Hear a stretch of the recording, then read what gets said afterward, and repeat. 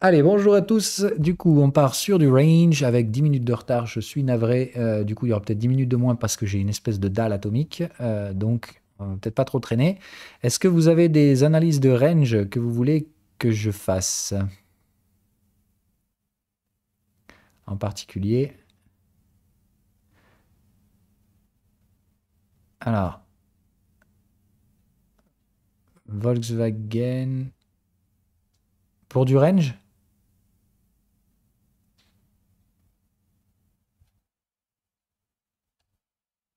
Ok, bon alors déjà, celui d'Isati, c'est parfait, on va faire le taf. Donc on va faire Volkswagen d'abord. Euh,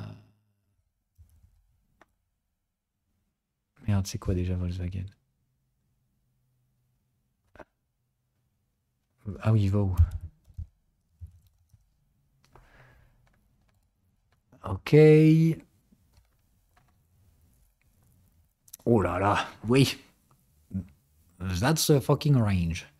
Donc de toute façon, il n'y a pas de doute, on peut obtenir que range comme réponse ici. Allo Phil? Oui, C'est pas le même graphique. Moi j'ai pris le Vaud 3. mais pourquoi? Ça change quoi? J'ai mis au hasard et j'ai pris celui-là. Ah oui, bon, bah déjà, il faudrait étudier la différence entre les deux. Je sais pas du tout ce que c'est. Je sais pas. En termes de structure de prix, l'autre me paraît vachement mieux déjà quand même. Mais bon. Bon, c'est pas grave. Faisons l'exercice, donc on s'en fout, on n'est pas en trading, on est juste en application neuneu des règles, etc., etc. Ok, donc, mierda, j'ai perdu mes petites flèches. Où êtes-vous, mes petites? Elles ont planté. Ok. Donc, number one, attention, déjà, pour du range, ça colle plus. Enfin, on est en mensuel. Donc, le mensuel, attention, ça commence à avoir une structure de tendance, mais il n'y a pas de range qui précède, c'est le foutoir. Donc, bon, ça a surtout l'air d'être autre chose ici au mieux. Donc, de toute façon, là, c'est plutôt de ressort de la tendance que du range. Donc, normalement, déjà ici, il faut que tu arrêtes en structure de range. Ça ne correspond pas du tout à ce que tu connais en termes de range. Ça a l'air tendanciel. Il y a des composantes tendancielles dans ce truc. On est d'accord? Creux sommet ascendant, les moyennes sous les contextes. Ça, c'est pas une analyse que tu dois faire en tant que trader de range. C'est En tout de fait, suite tendance, ça. ma question c'était est-ce qu'on peut considérer, donc à partir de plus ou moins 2000, quand il y a la crise des subprimes, Mhm. euh, là ça rentre en range par rapport au contexte et la moyenne qui est dans le contexte, Mhm. jusque plus ou moins 2020. Est-ce qu'on Alors, peut considérer ça comme un range? non, c'est ça. Alors, bon, je te le fais rapidos, mais c'est une analyse de tendance. C'est-à-dire que si tu n'y es pas arrivé et si tu galères, c'est tout simplement parce que là, tu es aux limites de ce que tu sais faire. Ça fait pas, ça nécessite des connaissances de tendance pour examiner ces trucs-là. Bon, moi je le vois direct qu'il y a une tendance hebdo ici, sauf qu'au lieu de terminer sa séquence, c'est-à-dire de faire pullback avec ses finales, elle se prend une quenelle et elle revient visiter le niveau de breakout. Donc je connais ça tout de suite. Si ça remet une tendance, en général, on échoue une deuxième fois sur les ratios 1 pour 1 et on vient overlapper le niveau de base. Donc ça, c'est le truc de base de constitution d'une vague 5 étendue potentielle. Ça veut dire qu'il faut attendre ce range, il faut soutenir ici, et si ça réattaque la résistance, on aura une vague 5 étendue. Encore faut-il que ce genre d'actif ait du potentiel. Donc là, moi, je t'avoue que je parierais pas trop sur Volkswagen, mais par contre, si ça retourne à la TH, c'est une tendance en forme vague 5 étendue, qui se prépare donc avec deux faux départs de tendance, etc. Donc là, moi, j'ai toute la séquence parfaite pour une vague 5 étendue. D'ailleurs, bah, regarde, je vais me le marquer. C'est juste plus parce que je le garde pour un exemple. Comme ça, je vous mettrai tout ça dans le précis.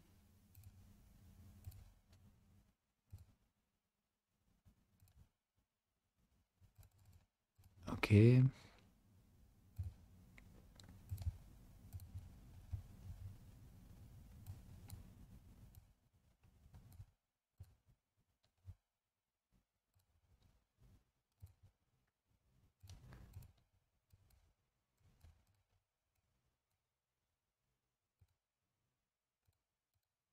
J'ai pas pris Elliott Wave et ces conneries là-dedans. Là. Ouais.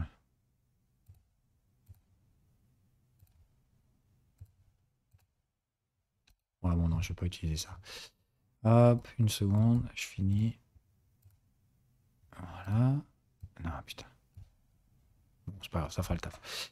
Euh, Ok, donc là, malheureusement, non, c'est une autre séquence. Donc désolé, c'est du range tendanciel, c'est chiant, mais ça nécessite des connaissances de tendance. Donc c'est normal que tu galères à analyser ça comme range.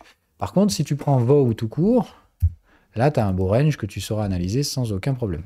Ok? Ça, c'est vraiment un beau range, tout ce qu'il y a de plus classico pour toi. Même si la même structure de vague 5 étendue commence déjà à se préparer là aussi. Mais bon, là, ici, on pourrait analyser ce range. Donc, tu as bien une moyenne à l'intérieur du contexte. Donc, tu fais ton travail d'analyse de range, égal.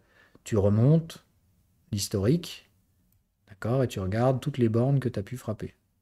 OK? Ok. D'accord? Donc là, tu es à 3, classico, troisième borne, neutre. Et voilà, tu attends une quatrième, etc.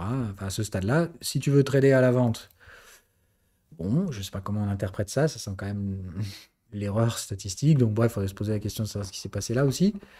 Euh, Mais bon, bref, dans ton range, en gros, tu appliquerais ici une stratégie de troisième borne, mais t'as pas assez de retracement. Donc voilà, enfin, là, c'est un peu plus de dire, je sais pas si ça, c'est réellement quelque chose à compter, quoi.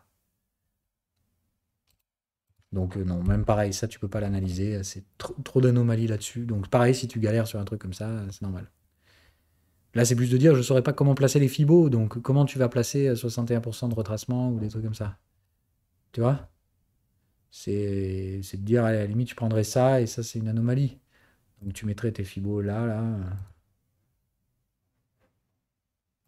Voilà. Donc pour un range neutre, il faudrait théoriquement attendre 394, par exemple. Bon, c'est m'a l'air vraiment funky comme truc, hein. Donc si tu as galéré, je te rassure, les compétences pour analyser ça correctement, ça dépasse le range, à mon avis. Euh,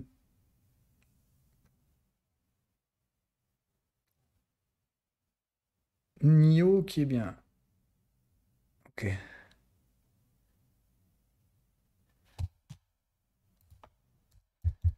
Donc Isatis, hein, c'est normal. Si tu as galéré comme ça, il n'y a pas de souci. Mais retiens un truc, hein, en trading, il faut chercher la règle plus que l'exception à la règle. Donc là, malheureusement, dans tes connaissances de range, tu es tombé sur une des exceptions de la règle. C'est ce qu'on appelle le range tendanciel qui prépare les vagues 5 étendues éventuelles.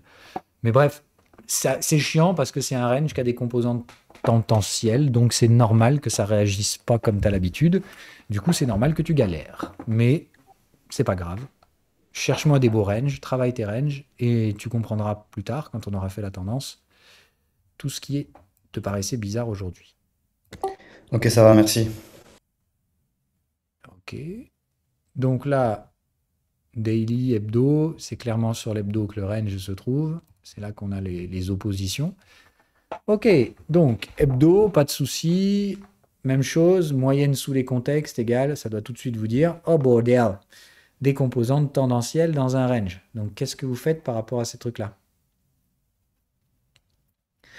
Parce que ça, c'est la même séquence que le truc qu'on vient de regarder avant, mais pas avec la même maturité. On est d'accord? Ça ressemble carrément à l'autre, hein. Regardez, vous avez une tendance, un range, une tendance, et bam, on revient visiter le niveau de breakout. Bon, ça, c'est le classico encore des marchés qui préparent soit des vagues 5 étendues, c'est-à-dire que si c'est réellement une tendance, bah, elle n'a pas du tout commencé et elle n'est pas prête de commencer. Et puis si c'est pas une tendance, eh ben c'est un fucking range égal, vous n'achetez ça qu'avec des stratégies neuneux, puisque vous avez eu une tendance haussière suivie d'un mouvement baissier hyper profond. Donc, à défaut, là-dessus, vous n'avez pas d'historique, donc neuneux. Enfin, franchement, hein, c'est technique neuneux de base, quoi. Absence d'historique suffisante et absence de contexte réel égale, ici, vous êtes obligé de faire ça. Ah oui, oui, oui, non, pardon, ah, l'objectif, c'était la recherche de troisième borne. Ok, ok, ok. Alors, si, si, dans ce cas-là, il n'y a pas de souci. Ok. Il y a bien eu effectivement une phase de tendance, petite phase de tendance, égale. Il y a une troisième borne ici sur le canal de tendance, et ça produit une troisième borne en retard derrière sur le contexte. Ok, d'accord. Si l'exercice était ça, il n'y a pas de souci. Dans ce cas-là, c'est top. Ok, pardon, c'est moi qui ai mal compris l'exo. Je croyais que tu me demandais de faire la gestion du risque de ce truc maintenant. Non, non, si on fait de l'analyse historique de placement de troisième borne, aucun souci. C'est tendance haussière, ok. Donc, dans le canal de tendance, il y en a une ici. On la voit bien, hein. le canal de tendance qui s'oppose. Donc là, il y en a une. Et derrière, contexte à contexte, rebond. Alors, on vient toucher le canal de tendance, au moins, donc ça va. Et derrière, on casse le contexte et le point bas, égal, pattern en retard sur le contexte. Donc vous avez une troisième de contexte qui vient se poser ici, par-dessus, derrière. OK? Ah oui, non, mais après, c'est du range. Mais si vous considérez qu'il y a eu un bout de tendance ici, ce qui est le cas, hein, parce que je ne veux pas que vous fassiez au jugé en disant bah, du coup, il n'y a pas de tendance, etc. Vous, c'est bête et méchant. C'est si la moyenne, elle s'est installée en dessous des contextes, vous devez considérer ça comme une tendance haussière. Peu importe qu'elle ait été annulée ou pas annulée, il y a eu un bout de tendance haussière, donc il y a des troisièmes bornes pour vous. C'est tout con, hein. Moi, ce que je veux, c'est que vous mettiez des règles à la place des fouillis d'interprétation personnelle que vous faisiez avant. Donc, rassurez-vous, les règles que je vous mets dans le range sont simples et elles nous serviront de toute façon derrière à bien maîtriser les tendances. Hein. Je vous rappelle, c'est une étape. Je vous apprends les ranges en premier, pas parce que c'est une fin en soi. C'est juste parce que comme ça, au moins, vous ferez moins de conneries avec les tendances après. Voilà. Donc, d'un point de vue exo de range, autant pour moi, si tu as fait ça, top. C'est tout ce que je te demande de savoir faire avec les ranges. Ok, et maintenant que donc ton range est mature, il a 4 bornes, égale, si tu fais quoi que ce soit sur ce time frame, je veux absolument que ce soit alloué à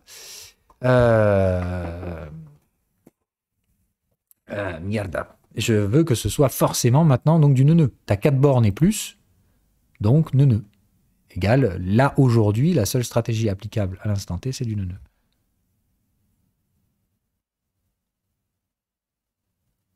Oui, oui, ça dépend les 3 conneries que tu as faites dans le QCM.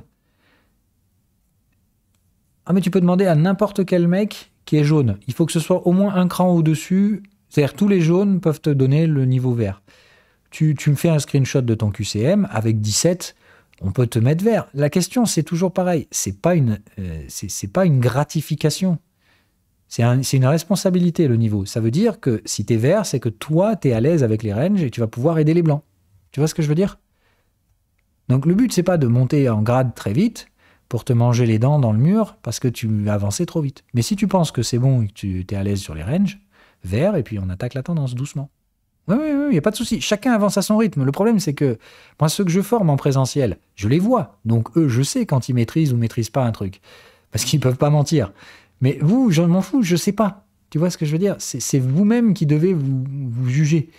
Donc, moi, je peux pas savoir si tu mérites ou pas le grade vert. C'est toi le seul qui en est jugé. Et dans ce cas-là, tu demandes à n'importe quel jaune. Ok.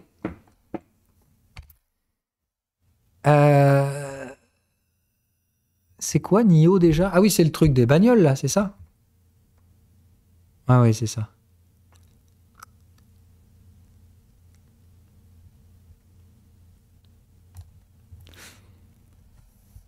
Ok, un autre? Vous devez en bouffer des troisièmes. Après, sinon, je vais aller dans vos canaux. J'ai pas eu le temps là dernièrement, mais on peut faire ça. Si vous avez des exemples, vous me les mettez. Sinon, je vais chercher dans le canal les troisièmes bornes et je vais en trouver. Ah oui, ah tiens. Ça, c'est bien, parce qu'en plus, celle-là, elle m'intéresse, là. J'ai vu qu'il en reparlait encore, qu'une bureau, là. Ah, il me faut plus d'historique, putain. Il y en a un qui a plus d'historique que ça? Ah, d'accord.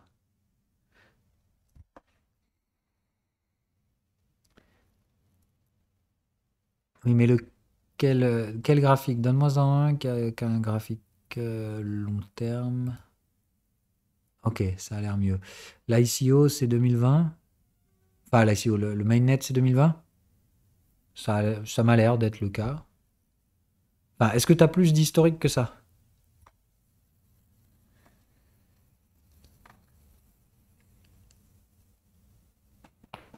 Oui, sinon, mets-moi un screenshot. On analysera ton graphique. Hein. Traitez ce que vous voyez. Mais par contre, c'est vrai que si sur un graphique, vous pouvez avoir plus d'historique que sur un autre, j'espère que vous comprenez que plus vous avez d'historique, plus vous avez d'informations. Tu peux pas me mettre un screenshot?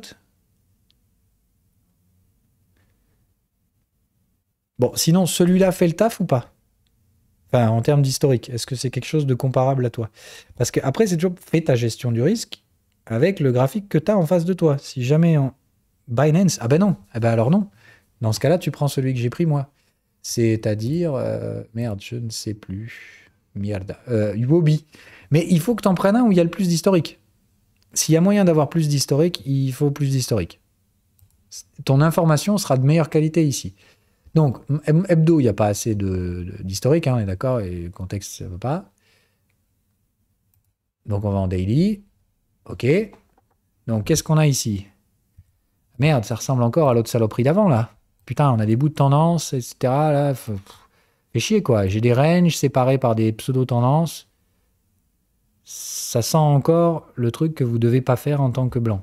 Et ça, c'est des ranges tendanciels. Donc, soit c'est des structures alternatives de tendance, soit c'est que ça va former des ranges sur les UT supérieures. D'accord?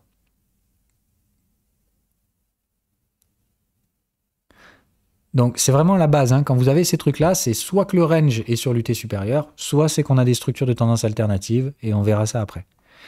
Mais en tant que débutant, il faut vraiment pas que vous alliez plus loin que ce truc-là.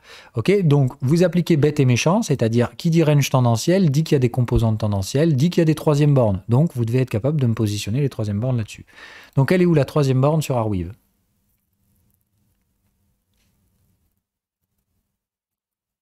Ah, attention, là ça va être piégeux. Je parle de ce range-là. Hein. Donc elle est où la troisième borne de ce range? Est-ce qu'elle est là? Est-ce qu'elle est... Qu'est-ce que je pourrais vous mettre, moi, pour vous emmerder un peu?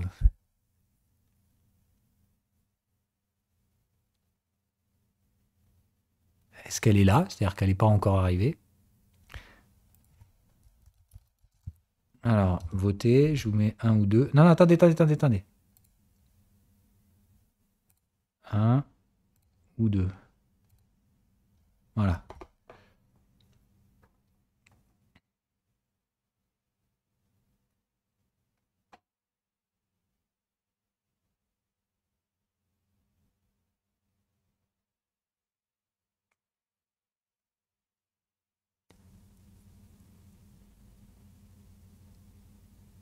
Alors, qu'est-ce que vous en pensez? Un, deux. J'aimerais un peu plus de votes, les gars. Vous êtes quand même vachement plus nombreux que ceux qui participent. Et si vous avez peur de cliquer sur un bouton, putain, ça va être compliqué d'apprendre à trader. Hein. C'est anonyme, je sais pas du tout qui est derrière, et je m'en fous si vous croyez que j'ai que ça à foutre d'aller regarder qui a mal répondu. C'est juste que si vous avez peur de répondre dans un truc qui n'engage rien, mal se passer pour votre trading. Ça veut dire que vous oserez jamais appuyer sur les boutons. Et il faut pas avoir peur de faire des conneries en trading. C'est par les conneries qu'on apprend. C'est juste que si vous faites de la gestion du risque, même quand vous faites des conneries, ça doit pas vous coûter le capital. Au pire, ça vous mangera 1-2% de capital au maxi. Ok? Donc, n'ayez pas peur de faire des conneries. C'est comme ça qu'on apprend. Ok, donc plus majoritairement 2, et je suis d'accord. C'est-à-dire que par rapport aux règles que vous avez aujourd'hui, vous devez normalement me répondre 2. Parce qu'il n'y a pas ce qu'il faut pour que la pattern elle soit en retard ici, parce qu'il aurait fallu toucher le contexte. Maintenant, je vous avouerai que d'un point de vue personnel, d'accord, je me pose la question. Parce que, comme d'hab, on est passé pas trop loin, donc je me dirais, bon, c'est vrai qu'on n'a pas fait contexte à contexte, mais quand même. Donc, moi ici, je me dirais que si vous la mettez en 1, je ne vous tiendrai pas rigueur. C'est plus de dire, voyez ça comme un risque, que cette zone-là soit rejetée à nouveau, quoi. C'est-à-dire que si on vient là, il y a quand même de fortes chances que ça fasse une troisième borne. Ok? Mais j'avoue qu'ici, moi, perso, j'ai pas la réponse non plus. Parce que je trouve qu'on est quand même passé suffisamment près ici du contexte. Et si vous avez un doute, ben, que représente ce contexte? D'accord que c'est le canal, c'est ça en fait, c'est le canal ici. Donc moi je me dis, est-ce qu'on a touché le contexte? En fait, oui. C'est juste que là, je ne sais pas pourquoi le contexte n'a pas... ça a été tellement brutal, je pense qu'il n'a même pas recalé correctement.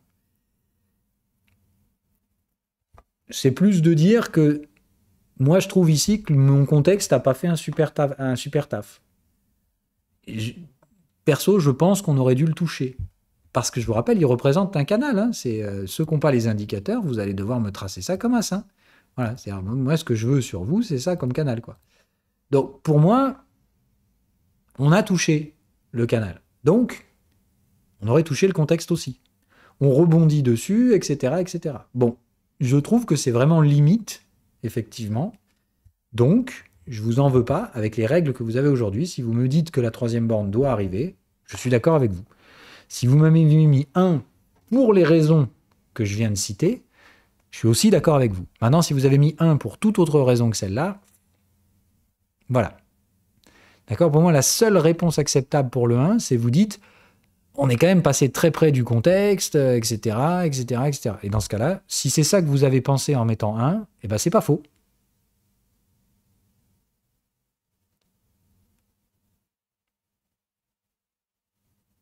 Alors maintenant que je vous ai dit ça, est-ce que du coup vous dites, bah c'est nul, ça sert à rien son truc, moi je voulais des réponses. Est-ce qu'il y en a qui ont pensé ça?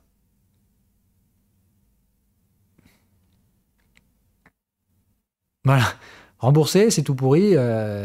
C'est quoi cette histoire? Le mec, je lui pose une question, il répond flou. On est d'accord, je peux tout à fait justifier ça. Hein. Je peux comprendre le raisonnement. Bah, il va falloir faire avec. Il y a 5% des graphiques où malheureusement, c'est un indicateur et il ne peut pas être parfait. C'est-à-dire que si vous veniez chercher un truc parfait, bah, désolé, je vais vous décevoir. Non, c'est de dire, moi personnellement, je sais ce que sont supposés représenter ces canaux et j'espère que vous aussi. C'est-à-dire qu'au bout d'un moment, si vous trouvez qu'il y a un doute raisonnable, que vous dites, ah, je ne sais pas si ça a touché, pas touché, etc., bah, théoriquement, moi j'aimerais que vous soyez capable de vous dire, bah, je sais ce que représente ce canal, si j'ai un doute, eh ben, je le refais moi-même. Tu vois ce que je veux dire? Enfin, je prends mes petits doigts de fée et je fais mon canal. Et du coup, je peux répondre à la question, est-ce que ça a touché ou pas touché le canal? Je rappelle que l'avantage des indicateurs, c'est qu'ils le font tout seuls et que normalement, 95% du temps, c'est pile poil là où se trouvera le vrai canal. Sauf que vous n'avez pas besoin de le tracer et surtout qu'il y a très peu d'erreurs. Parce que Dieu sait que j'ai passé du temps à essayer de vous apprendre à tracer les canaux et que vous me faisiez n'importe quoi. C'est pour ça que j'avais fait Framework d'ailleurs. Hein. J'ai vu que vous étiez tellement mauvais au traçage de canaux que j'ai dit je vais faire un truc qui va le faire pour vous. Et c'est surtout qui vous fait l'historique. C'est-à-dire qu'en gros, vous avez le traçage de tous les canaux historiques, etc., etc. Bon, bref. Donc ici, malheureusement, bah, j'avoue que je n'ai pas la réponse. D'où le fait que, bah, par exemple, sur Arweave, je ferai très attention à cette zone-là. Parce qu'il y a le risque qu'on aligne des troisièmes bornes. Mais ça ne veut pas dire que je me mettrai vendeur d'Arweave ici. Clairement pas. Parce qu'il y a quand même le risque qu'elle se soit déjà produite.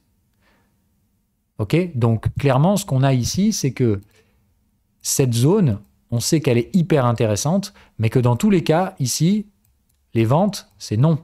D'accord? On ne jouera pas les ventes de troisième borne sur ce truc-là. Pourquoi? Parce qu'on risquerait de trader une cinquième borne, en fait. Il y a une probabilité assez raisonnable que ça, c'est franchement une troisième borne en retard. Et dans ce cas-là, bah, faut pas me trader la cinquième. Enfin, moi, ça me paraîtrait un peu compliqué. Donc ici, dans le doute, ce que je ferais surtout, c'est que je ne traderai pas cette zone à la vente. Il y a un peu d'incertitude. On voit qu'on n'arrive pas trop à... C'est pas clair. Pas clair, pas de trade. Hein, c'est vraiment la base. OK? Bon, et je vous dis, surtout, pour vous, c'est pas clair ce truc. Parce que, comme je vous dis, c'est des ranges tendanciels. Donc ça, c'est préparation de vaccin qui est tendu. Donc clairement, Arweave, je vous jure, il ne faut pas vendre 65 $. Hein. Si on y va, voilà. Il ne faut surtout pas vendre là-bas. Vous risquez de vendre une vaccin qui est tendue, c'est-à-dire vous allez vous faire péter les dents à la hausse. Ça, c'est Atom. C'est la même chose. Hein. C'est le même délire.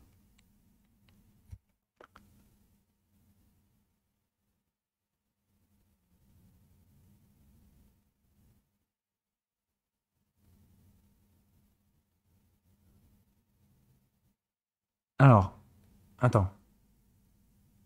Là, t'as fait quoi, Guimou? C'est le même truc, mais sur l'UT inférieur, non? Que tu m'as mis là. T'es parti sur le canal de tendance, c'est ça? Ok. Et ben, tu peux pas. Je veux pas devoir analyser les ranges dans les ranges. Hein.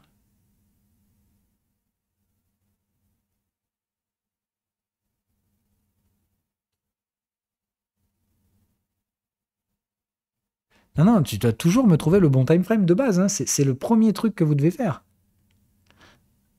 Quand il y a une tendance, c'est-à-dire que toute la phase ici où il y a une tendance sur le daily, Ok, il y aura donc des troisièmes bornes en 4 heures, mais là, il n'y en a pas une seule. Donc pour moi, la seule troisième borne en 4 heures, elle est là.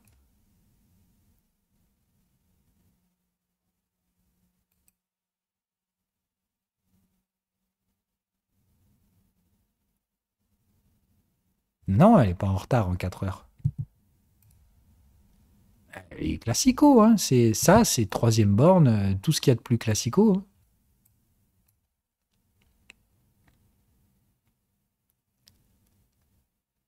T'étais dans le contexte, Fibo 61, le grand classico de la troisième vendeuse. Ça, même je vais faire un screenshot, tu vois. Donc, ça, c'est la troisième vendeuse par excellence.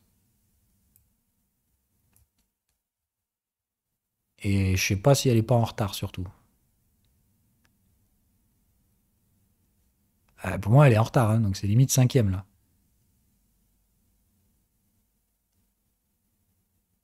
Ah, ok, pardon, c'est ça que tu disais. Ok, ok, ok.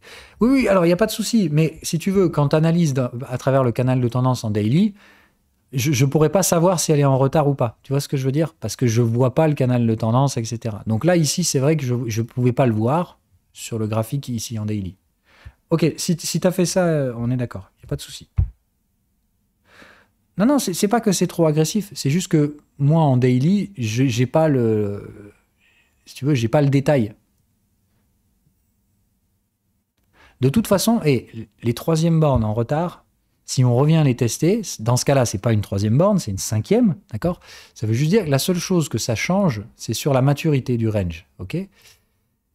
Ici, en 4 heures, je vois qu'elle est là, la troisième en retard. Ok, du coup, ça fait 1, 2, 3, 4, et ça, c'est une cinquième, du coup. C'est plus de dire que tout à l'heure, avec le manque d'informations que j'avais, je l'ai vu comme une troisième, mais c'est une cinquième, c'est tout. Mais ça, c'est le grand classico que vous aurez tout le temps. S'il y a une troisième borne en retard, on revient souvent la chercher, hein. Voilà, donc ça arrivera souvent. C'est assez atypique comme truc, ok? Mais effectivement, hein, là, sur ce type de graphique, vous avez bien une tendance, ok? Et là, il faut voir qu'elle est en retard, elle est ici.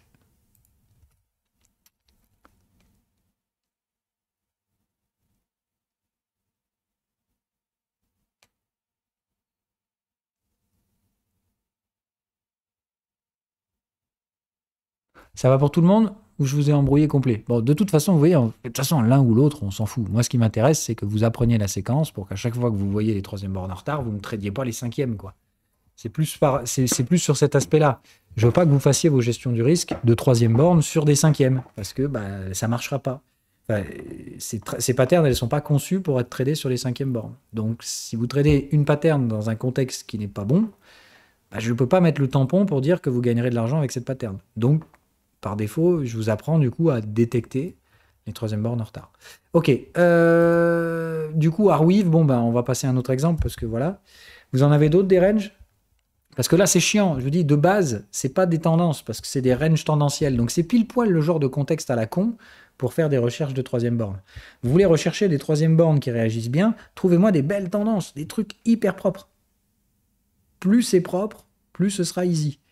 D'accord? Les troisièmes bornes de range dans des ranges haussiers comme ça, c'est la merde. C'est là où vous allez avoir plein d'anomalies. Mais c'est la base, parce que c'est à la fois du range et de la tendance. C'est pas tout à fait de la tendance, mais ça ne se comporte pas correctement, etc. Donc c'est le typique des contextes de merde pour rechercher des troisièmes bornes.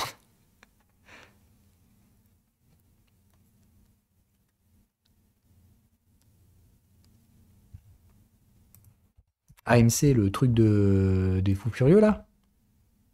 Au bordel. Effectivement, c'est ça. Euh, ouais, enfin, là, ça c'est. Oh là là, mais qu'est-ce que c'est? Mais ils ont fumé quoi, les types? Oh, c'est incroyable. Bah, je sais pas ce que c'est. Tu vois, pour moi, c'est excessif, même en mensuel. Donc, je leur souhaite bien du courage pour valoriser ça. Moi, je sais pas combien ça vaut, AMC. Et puis, c'est tellement tradé de façon débile que c'est un très mauvais exemple. LMT. Non, mais tenez-vous à l'écart de ces trucs-là, en fait. Plus c'est stupide, plus c'est émotif, moins c'est technique. Donc, plus vous devez fuir ces trucs-là. Voilà, ça, c'est une belle tendance. Là-dedans, les troisièmes bornes, vous n'allez pas galérer, elles vont être magnifiques. OK? Donc là, il n'y a pas de souci. Tendance, OK, mensuel, égal. Vous allez en avoir de la troisième ici. Hein. Là, il n'y a pas de souci. Là, ça va bien trader de la troisième. OK? Donc sur le canal de tendance, il y en a une ici. On la voit bien. Elle est facile à trouver. Et il n'y en a pas d'autres pour l'instant. Mais on peut aller sur les UT inférieures, c'est pas grave. Quand il y a des belles tendances comme ça, il y a de la troisième borne à tout va. Hein, d'accord? Donc bah, là, pareil, on peut faire le même exercice sur l'UT inférieur. Donc du coup, j'ai celle de tout à l'heure. OK? Et on va chercher toutes celles qu'il peut y avoir sur le canal de tendance, là. Toi, on fait le même job sur l'UT inférieur. OK, tac, il y en a une par là, mais attention au squeeze. Hein, donc celle-là, on ne les trade pas, on peut les noter, mais rien de plus. Ça veut dire, il y en a une ici, mais bon, là, vous ne cherchez pas à savoir où aller. Hein. Quand c'est squeezé, c'est juste que ça va trop vite. C'est le signe des tendances. Enfin, squeezé, il n'y a pas assez de volatilité. OK, il y en a une autre, bah, du coup, par là, mais même chose, pas assez de volat. OK, par là, il y en a une ou pas? Je vois pas si c'est retourné le canal. Là. Donc, on va se mettre en replay et on va aller voir si ça s'est retourné ou pas.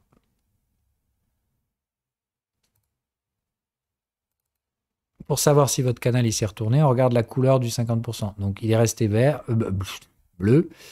Donc, bah là, il n'y a pas de troisième. OK? Donc, nada. Ici, on reste tranquille. On regarde, ça continue, ça pompe up. On y est. OK.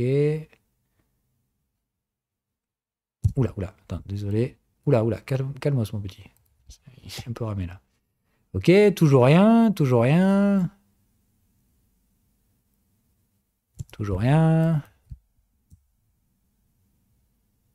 Ah, squeeze. Donc, vous savez qu'il y en a une qui arrive. Hop, voilà. Donc, canal de tendance ici. Est-ce que vous commencez à les avoir, ces séquences, ou pas? D'accord? Vous voyez, quand une tendance est forte, dès que ça commence à squeezer, qu'est-ce qu'on fait? Boum! On revient taper les canaux, on fait de la troisième. C'est le grand classico. C'est ça que je veux que vous appreniez à faire, en fait. À commencer à habituer vos yeux à des séquences. Des trucs qui, putain, mais ça se répète toujours. Quoi. Vous allez faire 20, 30 fois la même truc. Et puis ça doit mécaniquement, au bout d'un moment, vous dire, OK, ouais, ça, j'ai déjà vu. C'était pas le même marché. Donc, il n'y a pas de lien apparent entre deux actions. On est bien d'accord? Mais elles suivent toutes la même merde. Enfin, la même merde. Quand vous regardez à travers le même prisme de lecture, c'est-à-dire le même indicateur, ou etc., les séquences se reproduisent systématiquement. C'est pas la même chose, mais ça fait la même chose. C'est quand même fou. Donc, c'est pas qu'on craque le code du marché, c'est juste de dire que le marché, il a des séquences et que c'est malheureusement comme ça. Et c'est d'ailleurs tout l'avantage d'une stratégie technique. On sait pas, mais comme ça a tendance à rimer avec les autres merdes, si vos dérivés de prix, elles se comportent de la même façon, même si ça présage pas de l'avenir, bah, statistiquement parlant, ça marche mieux que de faire 50-50. Vous captez la différence? C'est con, c'est que vous avez un petit avantage sur le marché, c'est que vous avez déjà vu ces séquences et qu'elles sont statistiquement suffisamment intéressantes pour proposer des gestions du risque. Et c'est tout, et point. Tout le reste, on s'en bat les couilles. Et ça ne proposera jamais 100% de gestion du risque. Quoi qu'il se passe, vous allez voir des motifs qui se répètent, mais vous ne tradez que les motifs que vous connaissez. Okay, c'est pas parce que vous avez le sentiment d'avoir déjà vu, etc., que vous tradez. D'accord? Ça, c'est ce que font les débutants. Ah ouais, j'ai l'impression que ça ressemble à l'autre truc. Non, moi, je vous ai mis des règles partout. Donc, il y a les règles, elles sont là ou elles sont pas là. Si je vous ai appris à trader ces règles, tradez-les. Franchement, allez-y. Si je vous ai pas appris à les trader, n'inventez pas des patterns au début. C'est plutôt... Bah, il y en a qui ont essayé, il y en a qui réussissent, mais il y a une large majorité qui ont quand même des problèmes. Ok? Donc, c'est pour ça que la formation au trading, c'est toujours mieux d'être encadré par un professionnel. C'est juste de dire que le professionnel, il a l'expérience de la stratégie qu'il pratique, enfin, qu'il vous apprend. Ça ne veut pas dire que si vous essayez de constituer votre stratégie de A à Z, vous n'y arriverez pas. Ça veut juste dire qu'il y a quand même un taux d'échec assez significatif. Parce que la plupart d'entre vous, vous manquez de constance. Parce que vous changez les règles de votre propre stratégie tous les 4 matins. Pourquoi A à Z? Qu'est-ce qui a fait à Z? Je sais pas moi. Bah, vous tapez pas entre vous, ok, d'accord? Ah, vous êtes con. Ok. Bon, on fait un autre exo? Trouvez-moi d'autres trucs ou donnez-moi des troisièmes où vous avez galéré.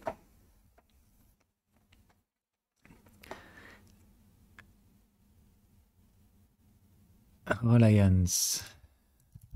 Et vous pouvez me mettre des graphiques, hein? Vous pouvez mettre des screenshots et on les corrige. Hein, Ah bah on l'a déjà fait un exercice avec... Tu vois, ça c'est l'exercice avec les... Ok.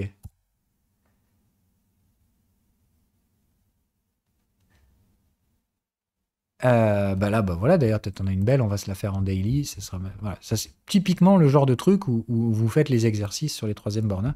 Vous les faites comme d'hab, d'abord sur le replay, d'abord sur l'historique, c'est-à-dire vous lisez comme ça tranquillou, ok, et vous les cherchez toutes. Une fois que vous êtes à l'aise sur cet exercice, vous me le faites en replay. Hein. C'est la base de justement. Ça commence à habituer vos yeux à ce que vous allez manger derrière. Ok, les niveaux de progression de l'exercice, ils sont pas compliqués. Au début, vous le faites une fois avec l'historique et vous me cherchez tout sur toutes les troisièmes bornes sur le contexte. Donc c'est à chaque fois que vous avez un bout de tendance haussière, d'accord. Et ma moyenne, elle est passée sous les contextes et à un moment donné, mes contextes se renversent. Quand on revient chercher les contextes, troisième borne, ok. Je vérifie qu'elle n'est pas en retard et c'est tout. Voilà. Une fois que vous maîtrisez bien cet exercice, positionnement de la troisième borne et identification de la troisième borne en retard, ce que vous faites, c'est que vous pouvez essayer de le faire sur le canal de tendance. Vous faites les deux time frames en même temps. Ok.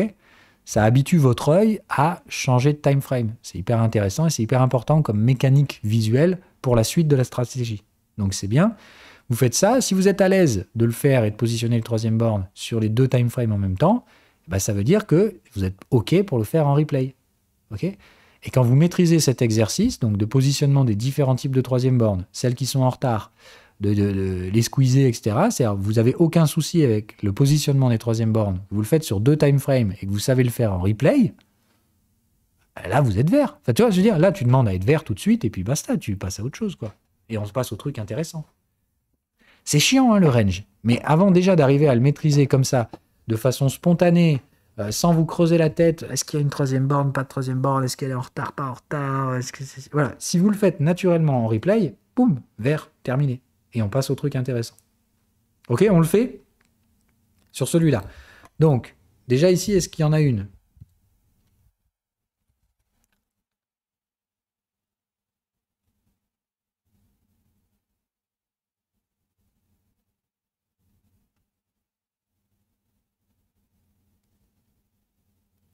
Oui pour tout le monde. Ok, canal de tendance, il y en a une.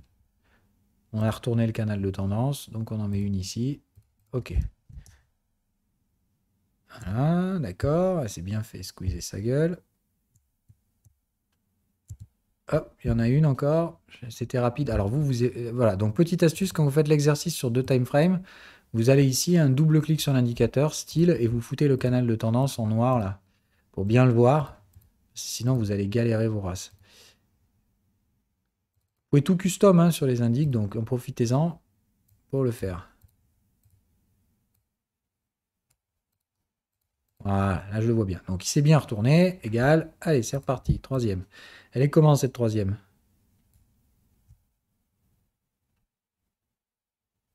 Allez, squeezer complet. Donc on la fout en noir. Super. Allez, on continue.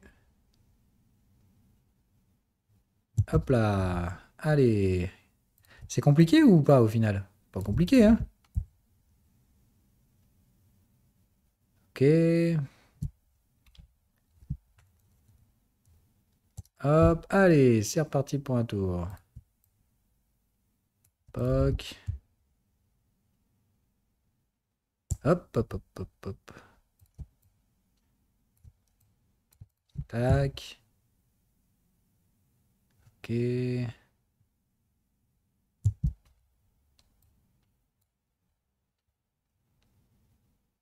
J'en ai oublié une ou pas?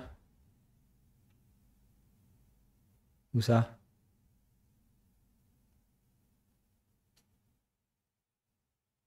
En retard? Vous me faites peur. Oh putain, les indices rebondissent là encore? Attendez, quelle heure il est? Ah non, mais c'est bon, on est revenu à... C'est 15h30 là. Ok. Sur le canal de tendance, oui, ici, il en manque une. Hop, voilà. On a fait un nouveau plus haut, hein.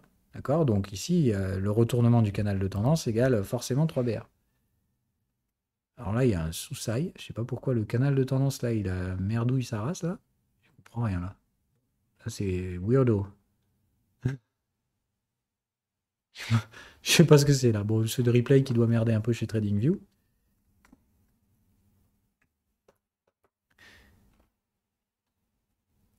Ok. Jusque-là, sinon ça va? Si ça va pas, vous me le dites. D'une part, parce que je suis pas parfait, donc je peux dire une connerie. Et si vous arrivez à voir que le prof fait une connerie, c'est encore mieux d'avoir les cojones de le dire. Donc, n'ayez pas peur, hein, je fais des conneries hein, aussi. Donc, si j'en fais une, faut me le dire. Hein. Ok, bon, ça continue.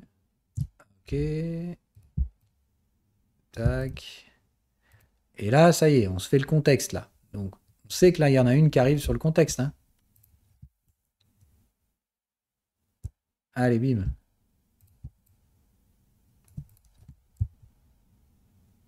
Allez, squeezer.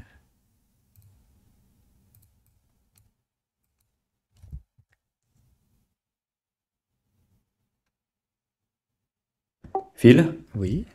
celle qui est qui vient d'être excusée, est-ce qu'elle serait pas sur le contexte du T supérieur? Ah ah, bien vu. Oui, parce que je le vois là. Mais bon, alors ça, attention, c'est carrément si vous le faites sur 3 time frames. Elle n'est pas en retard, c'est sur le contexte? Si, elle est là en plus. Bon, elle est un peu limite celle-là quand même. Hein. Mais bon, normalement, il faut quand même taper le canal de tendance. Hein. Donc là, on l'a pas vraiment tapé beaucoup. Hein. Mais bon, elle pourrait être en retard ici.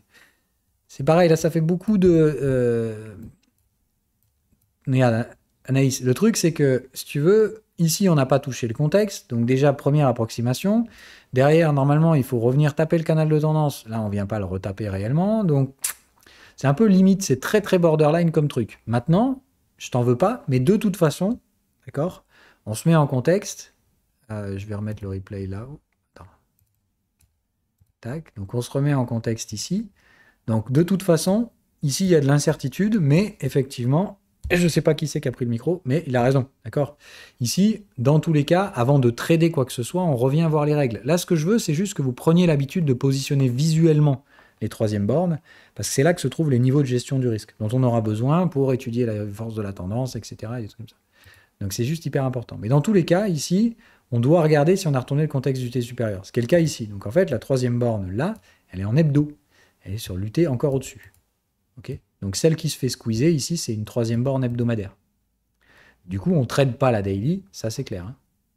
Donc en fait, le sujet de la troisième borne daily, est-ce qu'elle est en retard ou pas en retard, en fait, elle n'existe pas. Parce que la troisième borne qu'on a, elle est sur l'UT supérieur. Ok?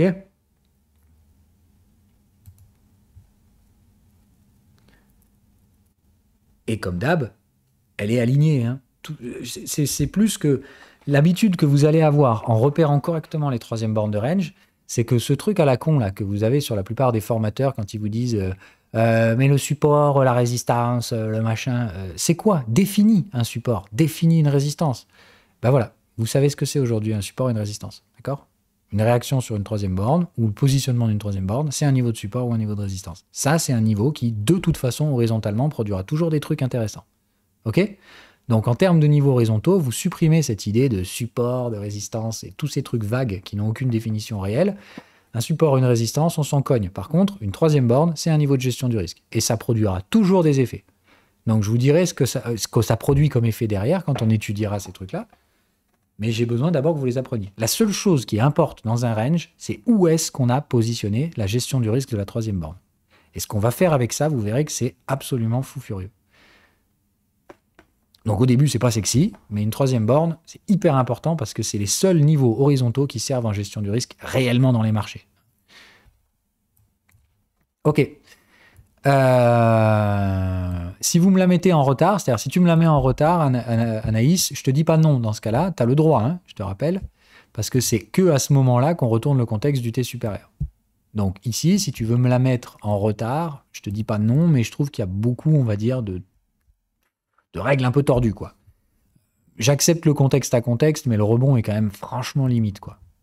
À rebondir un petit peu plus, j'aurais préféré. Bon, c'est pas grave. Admettons-le. Dans ce cas-là, bah, tu as une troisième borne sur le canal de tendance, une troisième borne en retard sur le contexte, tac, tac, tac, tac. Et du coup, Après, on retourne la troisième borne du T supérieur et on en fait une troisième borne squeezée. Bon, ben, quand tu auras ce genre d'enchaînement, d'accord, quand on veut mesurer la force acheteuse ou vendeuse de ce marché, bah, qu'est-ce que tu as comme truc? C'est vendeur, encore plus vendeur, et au final, pas du tout. Ben, ça, tu sais que ça va reporter des ratios 1 pour 1. Enfin, par exemple, moi, ça, je le sais. Je sais que, par exemple, ici, il n'y a aucun souci à acheter pour viser 2002. Mais tu vises pas plus loin que 2002, et tu sais qu'ici, ça va reverse. Et ça, je le sais comment? Pas parce que je connais l'avenir, juste parce que c'est des structures que je vous apprendrai après. Là, je vois juste qu'il y a des bears qui tentent de matraquer le prix et ils n'y arrivent pas, quoi. Donc, ils vont juste se prendre une quenelle de ratio 1 pour 1. C'est le classico du truc, quoi. Bon, donc à ce stade-là, on continue. Ah, tiens, comme par hasard. Ok, derrière, on revient traiter normalement la troisième. On revient traiter 50%. Donc, le 50% de tout ça, il est où? Et tout ça, c'est que les troisièmes bornes hein, qui me donnent ce truc-là. Hein. Ces infos-là, je les sors pas du slip. Hein. On a fait une mèche là ou pas? Non. Ok, le Fibo 50 est là. Normalement, on doit venir retaper du 1600 ici, mais je sais pas pourquoi ça veut pas.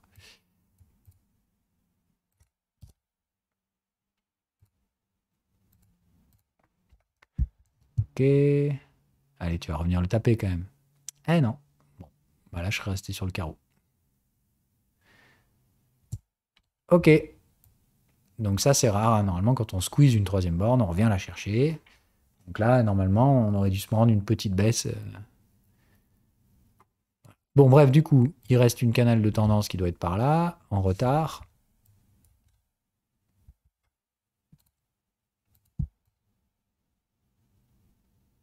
Tac. Ok. Là, on la voit bien. Hein. C'est vraiment... enfin, du coup, canal de tendance à canal de tendance, rebond, et après, on casse. Donc là, c'est vraiment... Elle est ici en retard, easy.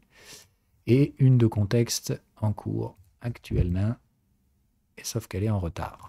Ok? Donc là, pareil, contexte, rebond, cassure du point bas. Donc là, c'est pas une troisième, c'est une cinquième. Ok? Ça va pour tout le monde? Voilà. Ça, c'est un positionnement rapide. Ça veut dire je le fais rapidos, avec des règles maîtrisées, etc.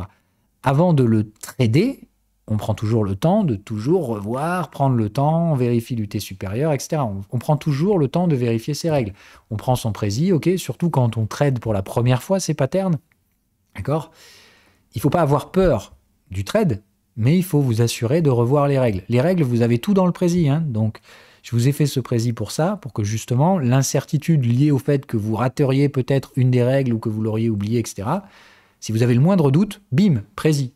Et c'est par la répétition que ces règles, elles vont vous rentrer dans la tête après. Ok?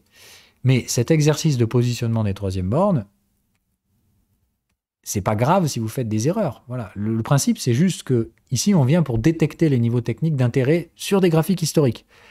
Mais quoi qu'il arrive, quand vous traderez des troisièmes bornes en temps réel, il faut obligatoirement revoir tout. Hein. Donc on ne trade pas à l'intérieur d'un range du T supérieur, etc. Et tout ça, tout ça. Okay? Donc il ne faut pas avoir peur de faire des erreurs dans le positionnement des troisièmes bornes. Mais ce qui est important, c'est que vous sachiez les positionner de façon naturelle. C'est-à-dire qu'à chaque fois qu'il y en a une, vous ne passez pas 3 heures à vous demander s'il y en a une ou pas. Vos yeux sont habitués à voir ces séquences. Vous l'avez fait tellement de fois que vous savez pratiquement ce qui va se passer. Pratiquement, hein, on est bien d'accord. Mais vous allez voir que ça se répète. C'est toujours les mêmes séquences. Ok? Moi, c'est ça que je veux. Je veux commencer à éduquer vos yeux à avoir des réflexes réguliers, récurrents. Plus que y aller au feeling. Ok? Et quand vous avez ça, ben, normalement, vous êtes au top pour commencer à trader correctement. Doucement, mais sûrement.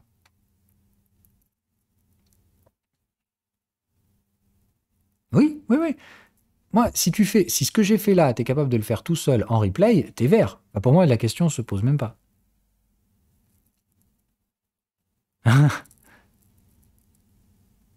Et ben si c'est ok, tu demandes à être vert, je te mets vert. Voilà. Pourquoi t'es pas première classe, toi, d'ailleurs? Je sais plus, je sais pas si le rôle se met encore. Ok. Ok, bah voilà, il n'y a pas de souci les gars, vous pouvez demander à n'importe quel jaune, hein. C'est comme je vous ai dit. Par contre, maintenant que vous êtes vert, ça veut dire que vous êtes capable d'aider les blancs. Et oui.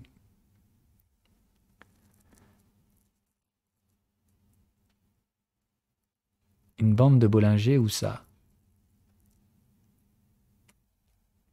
Alors, la bande de Bollinger, je vous l'apprends un peu plus tard dans la stratégie, parce que c'est le trading de volatilité, ça nécessite d'abord de comprendre le positionnement de la valeur.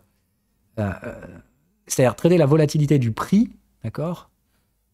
C'est plus compliqué que ce qui est souvent affiché par les différents traders de volatilité, parce que ça paraît simple. Donc en fait, la volatilité, ça vend très bien, hein, tu vois ce que je veux dire. Perso, si je devais vendre des formations, je vendrais des formations de volatilité, parce que c'est hyper facile à faire comprendre aux gens. Par contre, c'est plus compliqué que ça, en fait. C'est-à-dire que ce qui se passe réellement dans le marché, c'est pas juste de la volatilité. Donc trader la volatilité, c'est facile, mais pour la trader efficacement tout seul en autonomie, tu verras que ça marche jamais. C'est pas faute d'en avoir vu, hein, des cas de figure comme ça. Donc c'est un peu le problème du trading de volatilité en indépendant, c'est-à-dire tout seul. Si vous êtes trader expérimenté, c'est-à-dire si vous avez déjà été confronté au marché depuis des années, la volatilité, c'est top. Voilà. Mais le problème, c'est que fou un débutant face à la volatilité, et je vous jure que vous allez vous faire péter les dents, quoi. C'est un peu trop dangereux, la volatilité d'entrée de jeu, quoi. Parce que ça paraît un peu comme étant l'outil magique, quoi. Ah non, non, non, non, non, non. Non, non, moi c'est... alors, tu as toutes les infos sur le site si tu veux savoir ce que représentent ces trucs-là. Mais moi, c'est basé sur la valeur. Donc, c'est plutôt canal de tendance et fourchette d'Andrews. Donc, c'est projection de la valeur dans les tendances ou opposition de la valeur dans les ranges. Mais ce que fait ce machin, hein, tu peux le faire à la main. Hein. Voilà. Merde. Mais eux, c'est demain, du coup. Voilà. Donc, tu peux le faire à la main. Hein, voilà. C'est juste que ça, c'est un outil qui le fait tout seul. Comme ça, il n'y a pas d'erreur et on travaille tous avec les mêmes niveaux. Tu vois. Moi, ça m'aide de vous apprendre avec ça. Mais bon, c'est pas obligatoire. Quoi. Les Bollinger, vous les avez dessus. Hein, mais c'est juste qu'il ne faut pas switcher en mode Bollinger, sauf quand vous avez des alertes de volatilité.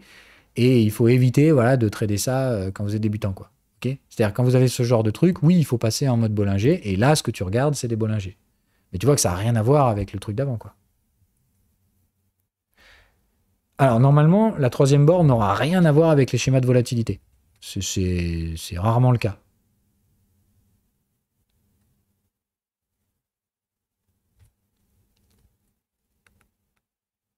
Non, la volatilité, c'est vraiment la stratégie la plus conne à trader. C'est-à-dire que c'est vraiment le truc qui, par rapport au niveau de connaissance, d'accord, enfin, au niveau, à la complexité des règles, d'accord, par rapport au rendement que tu peux obtenir avec une gestion du risque correcte, la volatilité, c'est la stratégie la plus simple par rapport au rendement que ça peut produire. D'accord ? C'est la plus facile à apprendre à un débutant. Le problème, c'est que pour l'avoir vu et connu, quand tu lâches ces gars-là tout seuls dans la nature derrière, ils se pètent les dents. Parce que pour la plupart, ils manquent d'expérience avec la gestion du risque. C'est-à-dire que les mécanismes psychologiques de la gestion du risque, ils ne les ont pas. C'est bien, ils ont des règles de gestion du risque de la volatilité, qui est très facile, de dire quand la volat a fait ci, ça, tu vends la Bollinger haute, etc. Voilà. Ok, c'est bien. Si tu veux, c'est des règles très faciles à apprendre, beaucoup plus faciles que les règles que moi je vous apprends. La différence, c'est que moi je vous modèle pour la gestion du risque, ce qui fait que sans vous en rendre compte, vous l'apprenez sans le savoir. Donc quand je vous lâche tout seul dans la nature derrière, je sais que vous avez compris les mécanismes de gestion du risque. Parce que dès le début, je vous pète les couilles à aller dans la nuance de gris, au lieu du noir et blanc. Des règles simples, ça vous force à penser noir et blanc. Et je sais que derrière, quand on vous lâche dans la nature, vous vous faites éclater la gueule. Parce que vous ne savez pas nuancer. Ce que vous voyez, c'est des achats, des ventes, et ETP, et machin, etc. Il n'y a pas de nuance dans vos raisonnements. Et c'est dramatique. Tous les traders de volatilité ont des visions binaires du marché. Et c'est dangereux si vous n'êtes pas expérimenté. Tous les expérimentés qui tradent la volatilité savent mettre de la nuance. Ce que vous ne savez pas faire. C'est ça qui fait que ceux qui apprennent la volatilité en formation de trading, quand ils tradent tout seuls trop vite, ils se font dégommer la race. Voilà, c'est pour ça que moi je prends une approche différente. La volatilité, c'est un super joujou quand on sait l'utiliser correctement. Donc, je vous apprends la volatilité, mais pas au début. Parce que ça vous donnerait l'illusion que c'est trop simple. Et je vous jure que c'est vrai, hein, c'est beaucoup plus simple la volatilité. Mais c'est un vrai faux ami. EGLD, oui, on peut l'analyser si vous voulez, mais je crois l'avoir déjà fait ça. Donc, on peut le faire comme un range si vous voulez, mais...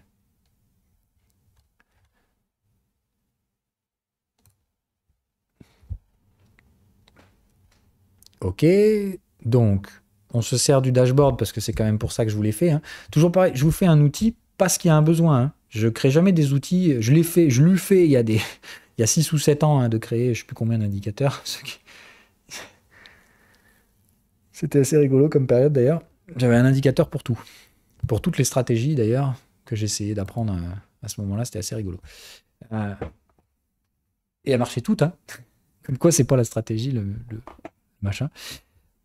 Pardon. Donc, on en était où? Ah oui, donc dashboard pour trouver la gestion du risque. Donc là, clairement, ok, c'est du gros range dans du range dans du range, a priori sur tout ce qui est mensuel, hebdo, daily.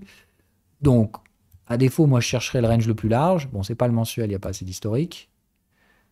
L'hebdo, on y est. Ok, on a bien des bornes qui commencent à se positionner. Ça se met en place doucement. Il n'y a pas de séquence tendancielle, mais hein, ça a l'air quand même un peu... ça fait un peu... il y a eu 2 coups au nord, quoi. Ok. Donc, il y a 2 coups au nord et il n'y a pas d'overlap. Donc, effectivement, ça sent bien le range hebdomadaire. Donc, moi, je resterai pépère et je mettrai du neuneu ici. Il n'y a pas assez d'historique encore en hebdo, donc je mettrai point bas, point haut, stratégie gogol, et voilà ce que j'appliquerai. Pour moi, le range le plus large, c'est le range hebdomadaire, mais il manque un peu de maturité pour l'instant. On n'a pas frappé les bornes, ça manque un peu d'historique. Donc, je traderai plutôt ces zones de gestion du risque. Ça veut dire, là, j'ai rien à faire. Hein. Parce que pour trader à l'achat, il faudrait être sous les contextes ici. Donc, disons qu'en hebdo, c'est là où vous prendriez le moins de risques et il vaut mieux trader neuneu. Si vous allez en daily, donc attention aux zones de gestion hebdomadaire, mais admettons. Bon, ici, malheureusement, vous allez vous taper le même merdier que ce qu'on a vu tout à l'heure, c'est-à-dire, là, j'ai des contextes en dessus des moyennes, donc là, j'ai un début de tendance haussière, et puis ça veut pas. Bon, ça commence mal. Et puis là, oh putain, pareil, début de tendance haussière, et puis ça passe pas. Oh fuck, qu'est-ce que c'est que ce truc? Donc, encore une fois, des anomalies que vous devez être capable de voir, mais que je ne veux pas que vous interprétiez à ce stade-là.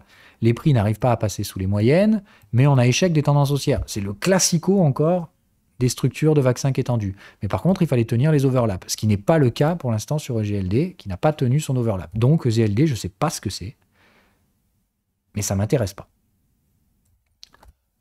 Il y avait une seule séquence qui m'intéressait, et pour ça, il fallait que GLD ne passe pas sous les 180.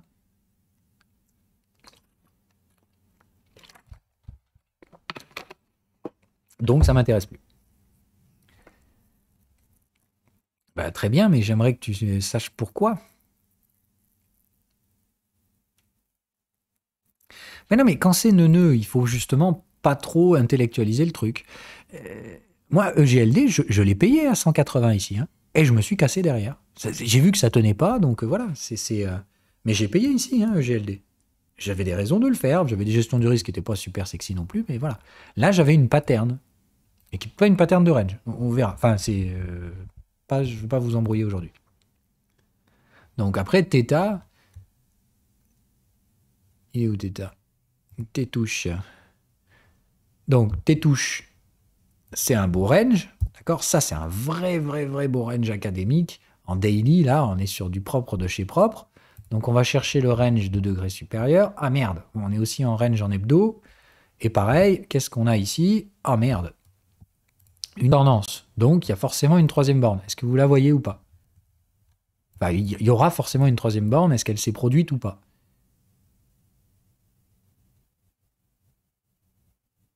Non, pas encore. On est d'accord, hein? Là, sur ce time frame-là, sur l'hebdo, niet, pas encore. Donc là, vous savez qu'il y a une résistance forte sur ce truc, ça va avoir du mal à péter les 10 dollars, Theta. Ok? Tout con, hein? Il y a des résistances.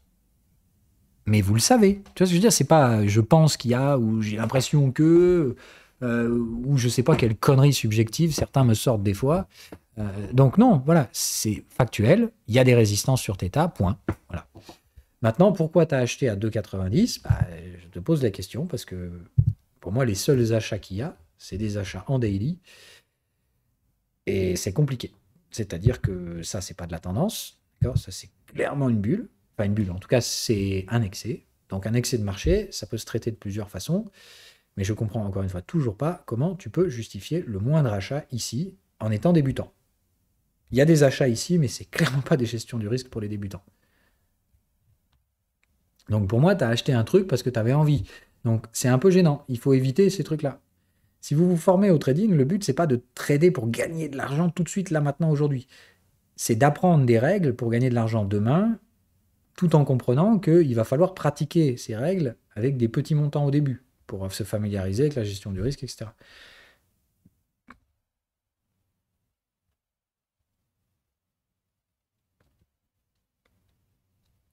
Alors, pas en hebdo, hein. En hebdo, on n'a rien touché. En daily, oui, on a une troisième borne ici. Hein. Ça, oui, ça, il n'y a pas de souci. En daily, il y a bien une troisième borne ici. Hein. Tac, tac, tac.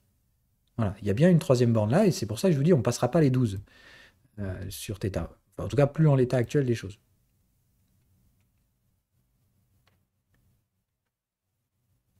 Une zone de rechargement sur le Fibo. Mais non, non, non.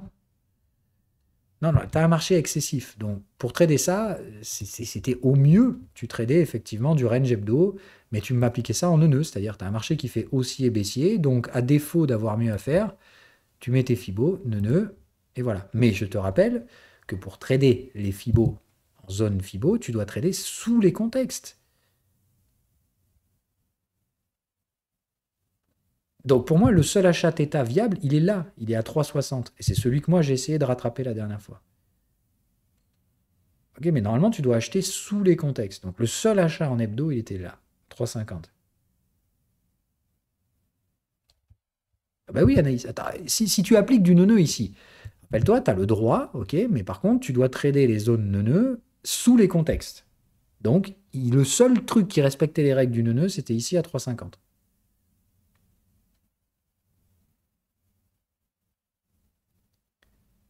Là, maintenant, il faudrait trader sous les contextes, donc il faudrait acheter ça à 1 $.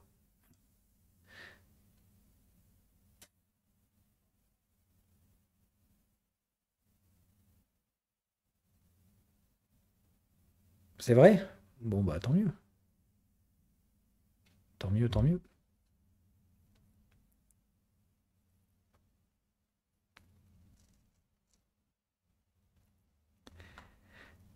On verra. Moi, tant que j'ai pas un cessez-le-feu, je spécule pas. De toute façon, les indices m'intéressent pas, ni à la vente ni à l'achat. Je vends encore des indices par des hedges, d'accord, mais j'ai un portefeuille très largement à l'achat. Donc si les actions performent, moi, je suis content. Bon, on va s'arrêter là, pardon. Déjà, il est 14h10, donc ça fait 1 heure. Attendez, je prendrai une séance de questions derrière si vous voulez, mais on va couper le replay, pas faire chier tout le monde. Donc, désolé pour ceux qui sont en replay, on se laisse là. Bye bye, à dans 2 semaines. On fait ces exercices, hein, toujours bi-hebdomadaire. Peut-être que je passerai qu'à un par mois à terme, mais bon, pour l'instant, disons que tant que j'ai le temps, on va le faire. Bye bye.